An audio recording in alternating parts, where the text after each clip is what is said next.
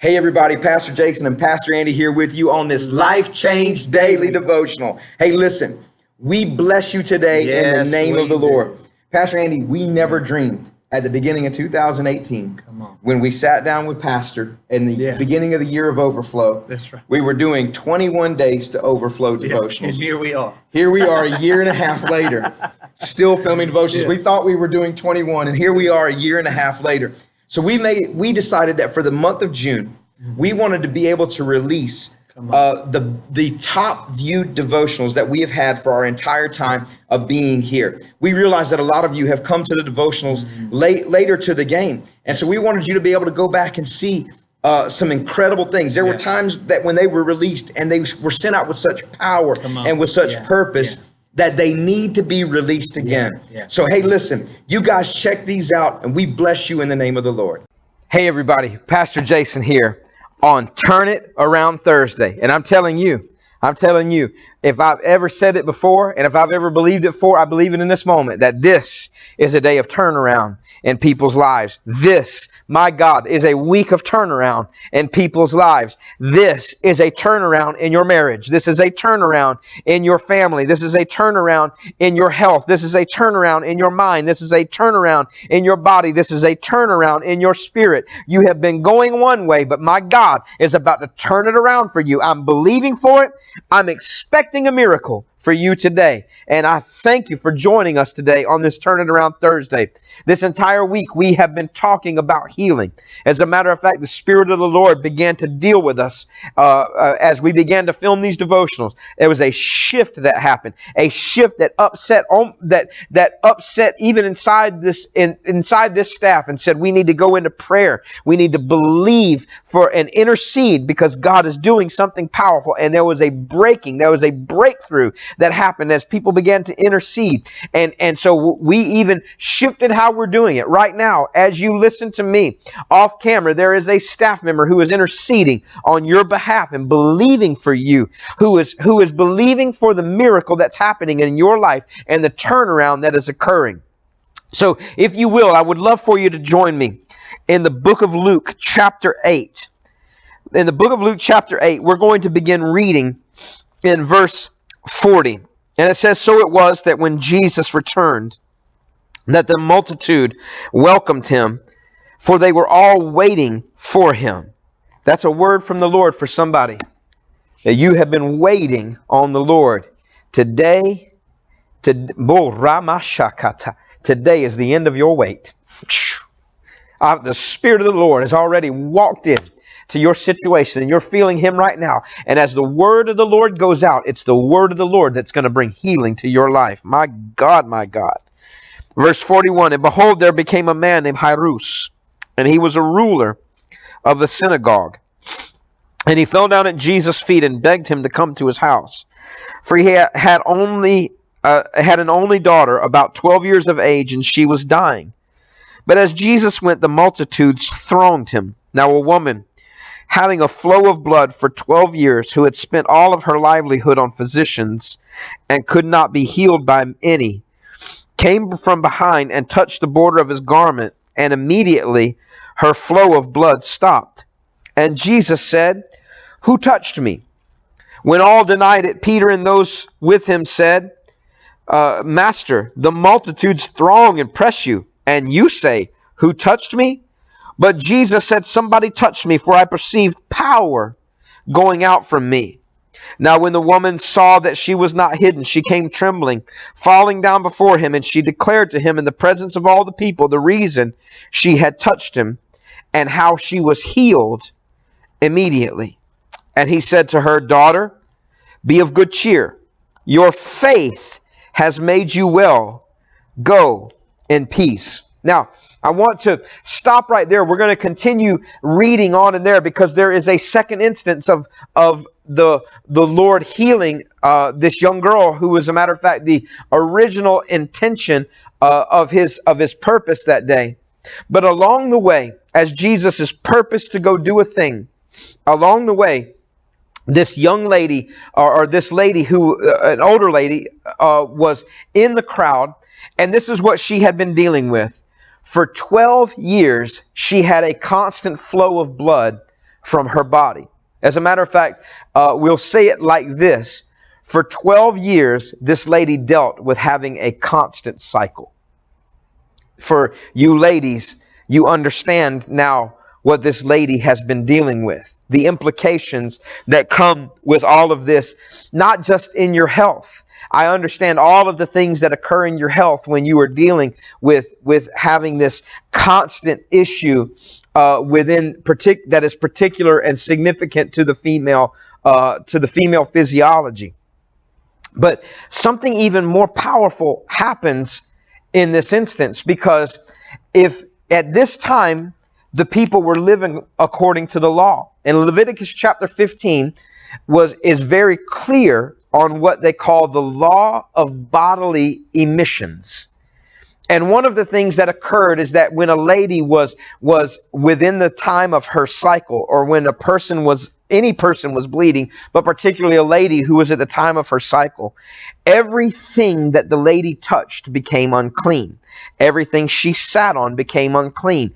Every person that she reached out and put her hand on, that person became unclean. As a matter of fact, this is what it would do to the person. When they were touched by the person who had the flow of blood or the issue of blood coming out of their body, then that person had to wash their clothes, bathe in water, and they were unclean until the evening, which means that they could conduct no business, that they could not interact with anybody. They had to sit tight and wait. After having cleaned themselves on the outside, they had to sit tight and wait until the sun had set, the day of business was done, the time of fellowship was done, before they could call themselves clean again and to start interacting and moving among people. You understand now what her fear was, and not saying to Jesus right away and coming to him very secretly. As a matter of fact, this is what she said in another one of the Gospels. She said, reason within herself, for if I can only touch the border of his garment, I know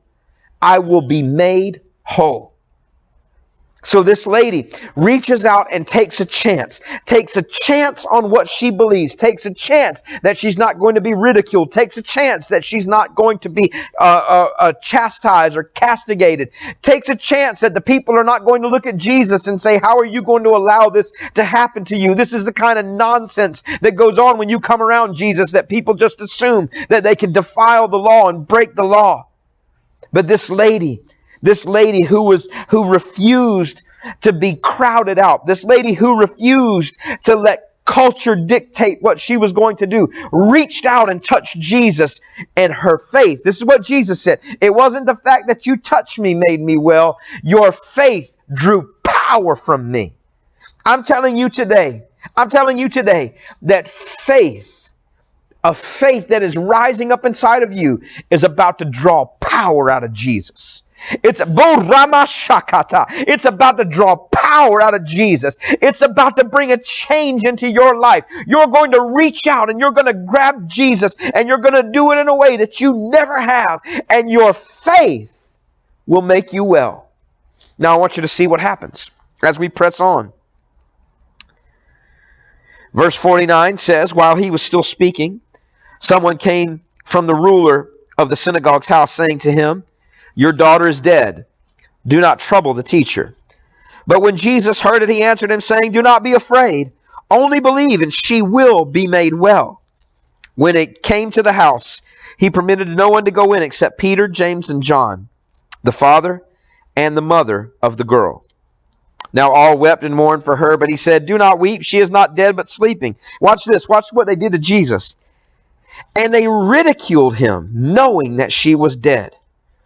But he put them all outside, took her by the hand, and called, saying, little girl, arise. Then immediately her spirit returned, and she arose immediately, and he commanded that she be given something to eat. And her parents were astonished, but he charged them all to tell no one what had happened. So Jesus' original intention, as he was going to minister to this girl, somebody comes and says, don't trouble Jesus anymore. It's too late. It's too late for Jesus. She's dead.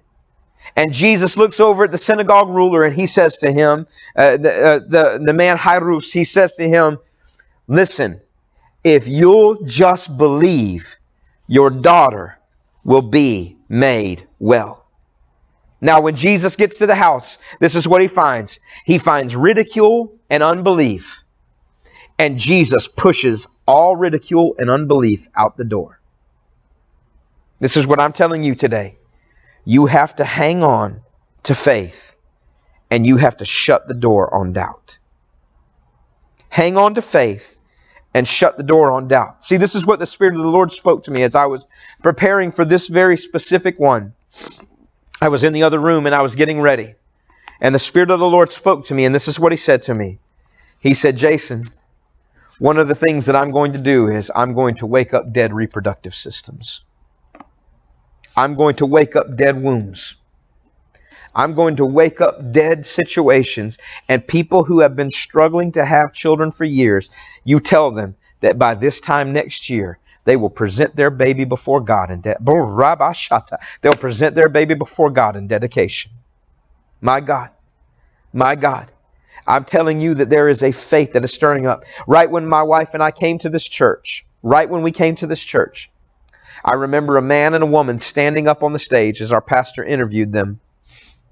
And they testified as to what had occurred in a revival. They had been struggling for years and years to try to have children, and had gone through medical procedures and spent many, many thousands of dollars. And the only thing that it did was it made their sense of hope dwindle to about nothing. But one day they held on to a hope.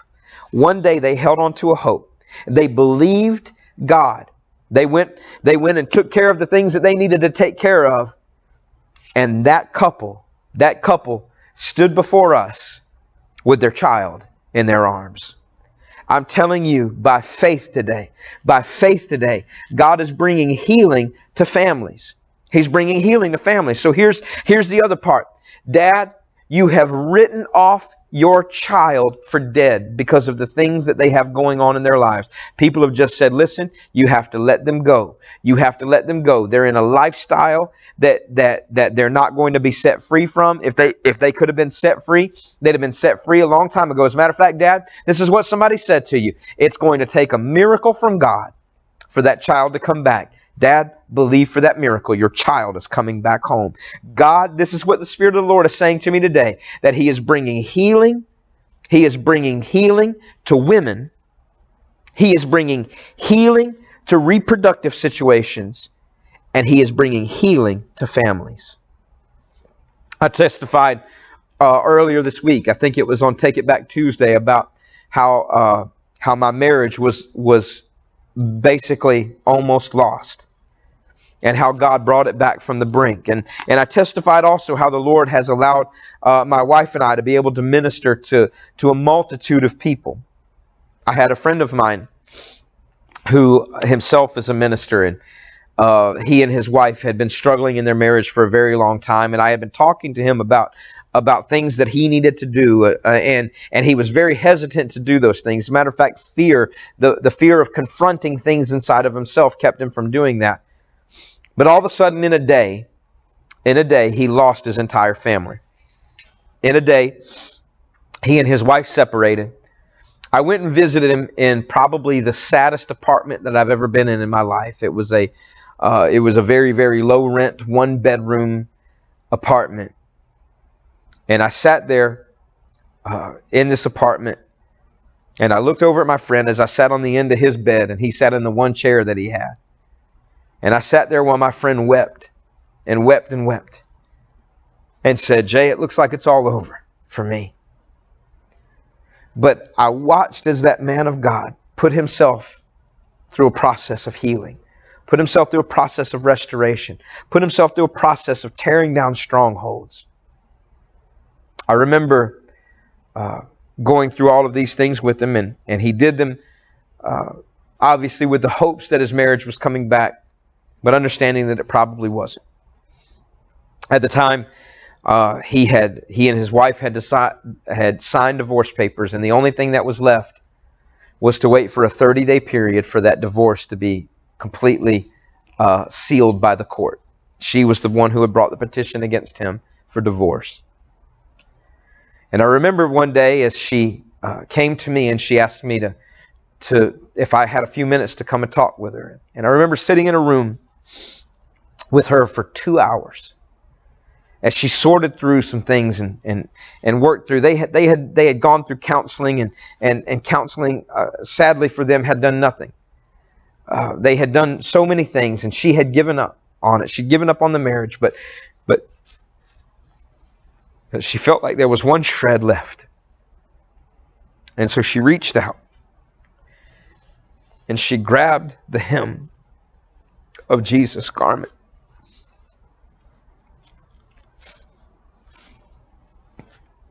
I get so emotional when I think about it, because I remember the moment that she looked at me and she goes, "Okay, I'm going to give it a try."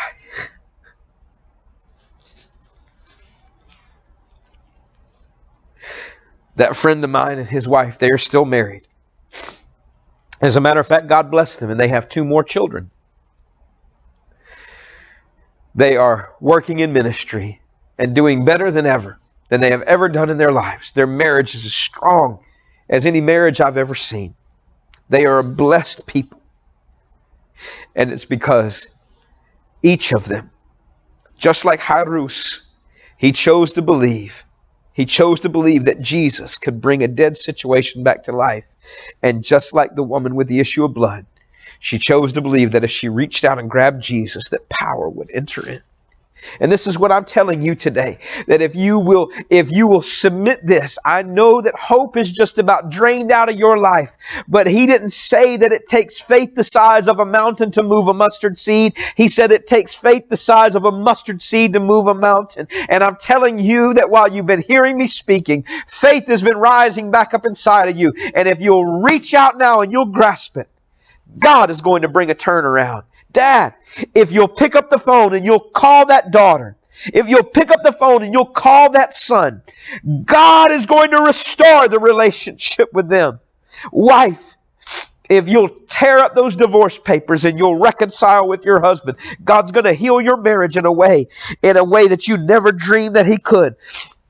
I know you've already stepped out on your marriage, and I know that you've already felt like the thing is defiled and it can't come back, but I'm telling you that God is bringing your family back. Husband and wife, you who have received the promise from God that you're going to have children, I'm telling you, you are going to have children. You just reach out and believe. You just trust that a dead thing's about to come back to life again, and God, this time next year, you will stand before God and dedicate your child to God.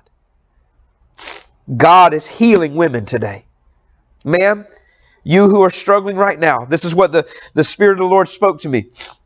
I've heard the phrase before, but I don't know what it is. But the Spirit of the Lord told me that there are ladies out there. There's a specific lady right now, but there are ladies out there. You have something called endometriosis. I don't know what it is, but I know that it's very painful. This is what the Spirit of the Lord spoke to me. It's very painful. God says, lay your hand on yourself right now, and you declare the word of God. You speak Jesus. Oh, Rubo Shata Keka Sata Rabaka. You speak Jesus over your body. As a matter of fact, the Spirit of the Lord is going to come on you. You're going to begin to intercede in the Spirit, and that endometriosis is going to be healed. The pain will go away. My God. My God. Ko Ramashete. So Rabakashakata. Ko Ramashata Rabasekete. There is a lady. I know who you are. You know who you are. You have been struggling in your body with your cycles. And your cycles have been so out of whack that it has caused an iron deficiency in your body. You are driving right now. The Spirit of the Lord says, lower the window on your vehicle and tell that infirmity, that spirit of infirmity, to get out of your car and get out of your life. And God says it's going to fall by the wayside, and you are, oh my God, you are released from that spirit of infirmity in your body.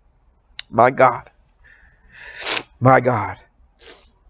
Father, thank you that you are healing homes, that you're healing marriages, that you're healing families, that you are healing reproductive systems, Thank you that you are healing ladies. Thank you for it, God. Father, right now we stand in faith, believing so much that we thank you for miracles that we haven't even seen yet. We give you glory for them in Jesus' name. I thank you today for joining us on this Turning Around Thursday. If you haven't had a chance to listen to any of these devotionals, I encourage you to go back and listen to all of the ones from this week. God is bringing healing in people's lives. And do not miss tomorrow. God is going to do something radical during the devotions tomorrow. God bless you, and I'll see you tomorrow. Hey everybody, Pastor Jason here. We want to thank you for joining us for today's devotional. Remember to share it across your social media platforms. If you live in the South Atlanta area or the North Macon and Forsyth areas and you are looking for a great church where the power and the presence of God are on display, we would love to have you visit us at our Revival Center campus in Locust Grove, Georgia, or our Forsyth campus in Forsyth, Georgia. You can find information about these locations at our website, abundantlifechurch.com. Remember, it's time to stretch yourself. It's time to dream bigger. It's time to believe for the impossible. It's time to expand.